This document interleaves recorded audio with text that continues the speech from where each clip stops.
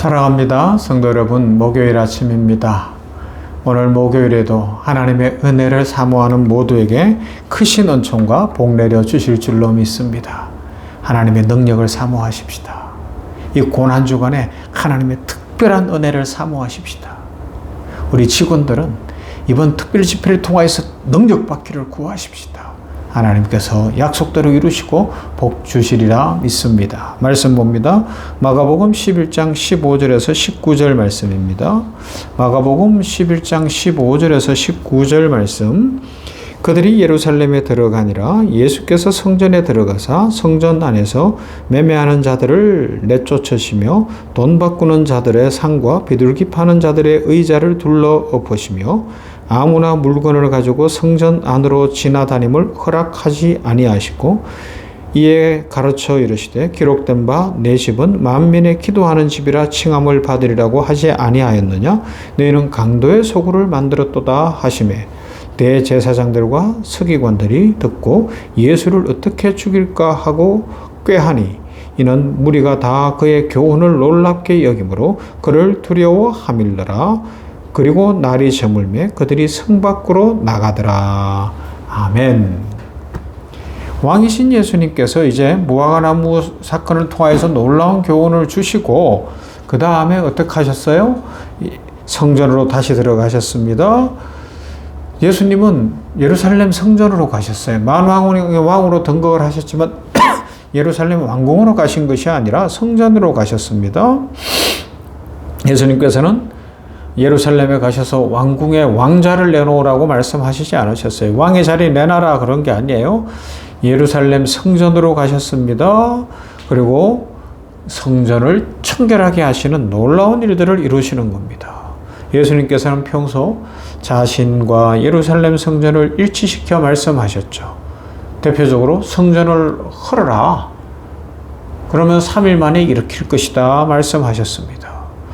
그러니까 사람들이 비웃었죠. 이게 수십 년 걸렸는데 무슨 이야기 하는 거냐. 예수님은 무엇을 말씀하셨어요? 참 성전이신 자신의 육체를 두고 말씀하신 거예요.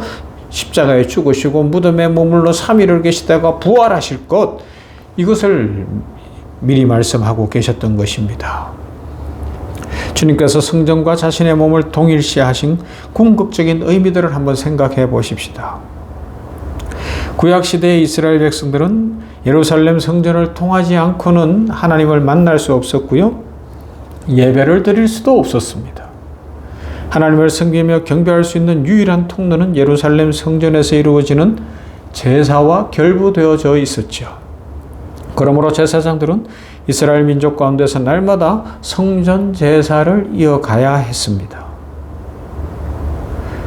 요한복음 14장 6절에서 나로 말미암지 않고는 아버지께로 올 자가 없느니라는 말씀을 하셨는데, 이 말씀은 하나님을 만나며 경배할 수 있는 유일한 교제의 통로로서 예수님 한 분밖에 없다는 말씀입니다. 그러므로 예루살렘 성전은 예수님의 표상이라는 것을 알 수가 있어요. 십자가 사역이 완성된 후에는 더 이상 예루살렘 성전을 통해서 하나님을 경배하지 않습니다. 오직 예수 그리스도를 통하여 하나님을 경배합니다. 우리가 주님의 가르침을 받아 기도를 드릴 때도 마지막에 예수님의 이름으로 기도합니다 라고 고백하는 것이죠. 그렇게 할 때 하나님이 들으시고 응답하신다는 것입니다. 우리는 참 예루살렘 성전이신 예수 그리스도 안에서 하나님 앞에 나아갈 수 있습니다. 기도 응답을 받습니다. 축복된 인생을 살아가는 줄로 믿습니다. 이 아침에도 예수의 이름으로 능력받고 예수의 이름으로 응답받고 예수의 이름으로 권능받는 주의 백성들 되시기를 바랍니다. 그런데 이스라엘 지도자들은 성전의 참 의미를 모르고 성전을 훼손하여 자기들의 종교적 목적만 이루는 거짓된 장소로 만들어 버렸어요. 성전과 지성소를 통해서 하나님을 만나게 되며 하나님의 영원하신 뜻을 찾는 것이 아니라 자기들의 종교적인 충성심만 나타내고 자기들의 외형적인 어떤 격식만 갖추는 천박한 곳으로 만들어버린 것이죠. 그들은 예루살렘 성전의 진정한 의미를 무시하고 잊어버리고 하나님의 백성을 종교적으로 기만하는 악행을 저지르고 있었던 거예요. 종교적 타락이 일어난 겁니다. 형식적 종교만 남은 겁니다. 그들은 하나님을 경배하는 신령한 통로로서 성전이 아니라 화려한 건축물을 세움으로써 종교적인 욕망을 추구하고 있었다고 해도 과언이 아닐 것입니다. 그들은 예루살렘 성전을 자기들의 취향에 맞는 종교적인 활동의 장소로 만들었고요. 일반 백성들에게는 그것을 위해서 돈을 바치고 열성을 다하는 것이 마치 하나님께 대한 충성인 것처럼 포장하고 있었던 것입니다. 그들이 성전 안에서 매매하고 환전하는 목적, 그것을 찾는 사람들에게 종교적 편의를 제공하는 것이었어요. 다 나름 예루살렘 성전을 위한 거였죠. 그들의 입장에서 본다면 하나님의 일이라고 할 수 있는 거예요. 멀리서 양을 데리고 오다가 양이 다치기라도 하면 흠 있는 양이 되니까 안 되잖아요. 그러니까 돈을 갖고 오면 양으로 바꿔주는 거예요. 또 디아스포라 흩어진 유대인들이 있었기 때문에 그들이 사용하던 돈을 가지고 와서 예루살렘에 쓰는 셰켈이라는 돈으로 바꿔야 되는 거예요. 바꿔주는 것, 뭐 나쁜 것이 아닐 거예요. 그런데 그 이면에 더러운 냄새가 풍겨나고 있었던 것이죠. 당신은 예루살렘 성전을 중건하는 중이었어요. 또 사람들이 다 너나 할 것 없이 돈을 좋아해요. 그러다 보니까 이 물건값, 양의 값이 터무니없이 비싼 거예요. 환전 수수료가 너무 세지는 거예요. 성전의 본질에 충실한 것이 아니라 오직 자신들의 종교적인 목적을 달성하는 데 혈안이 되어 있었다 이야기할 수 있는 것입니다. 그러면서도 당시 종교 지도자들은 자신들은 최고라고 생각하고 있었고 자기들의 방법을 따라야 된다고 생각하고 있었던 것입니다.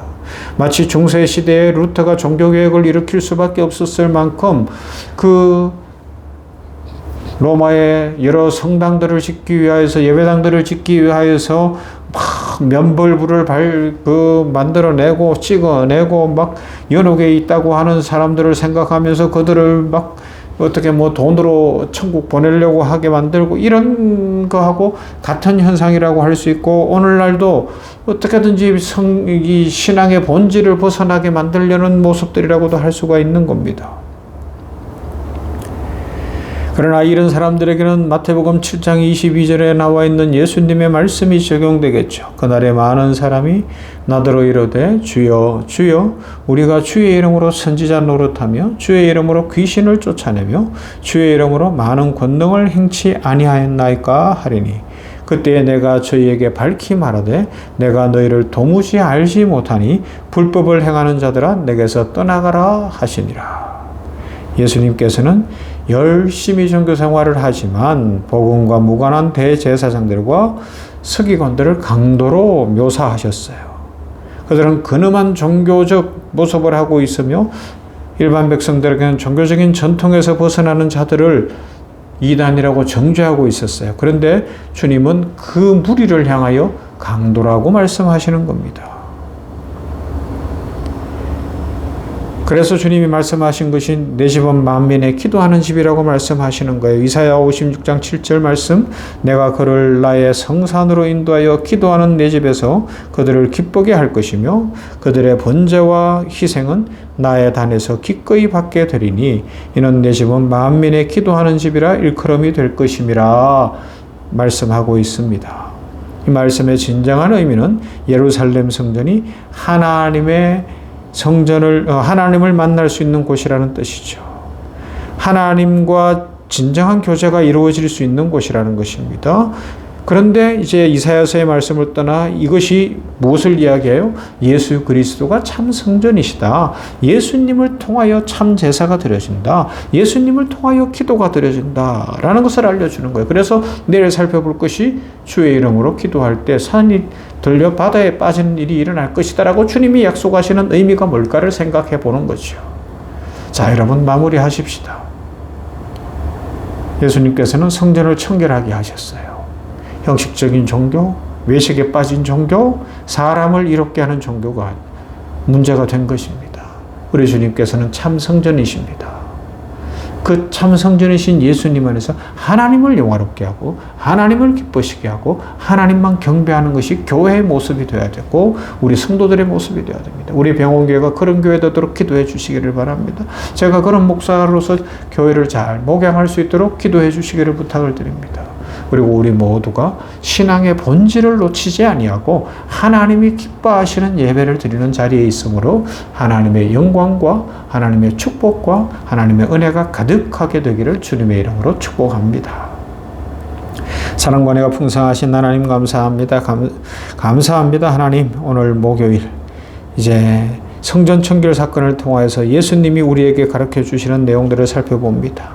형식과 외식에 빠진 종교가 아니라 본질을 좇는 종교, 예수 그리스도 참 성전이신데 예수님을 잘 믿는 신앙을 갖게 하여 주시옵소서. 우리들도 우리 시대가 마치 중세 시대처럼 또 이 예루살렘 예수님이 올라가셨던 그때의 모습처럼 형식과 외식과 거짓과 온갖 잘못된 것들로 빠져가게 하는 이 시대 속에서 신앙의 본질을 놓치지 않게 하시고 하나님을 영화롭게 하며 바른 믿음 갖게 하여 주시옵소서. 그러므로 말미암아 예수님 안에서 하나님을 영화롭게 하며 예수님을 통하여 오시는 축복과 은혜 속에 풍성한 삶을 살아가는 모두가 되게 하여 주시옵소서.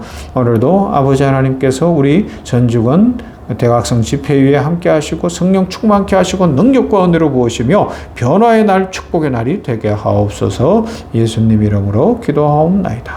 아멘. 149장입니다. 주 달려 죽은 십자가.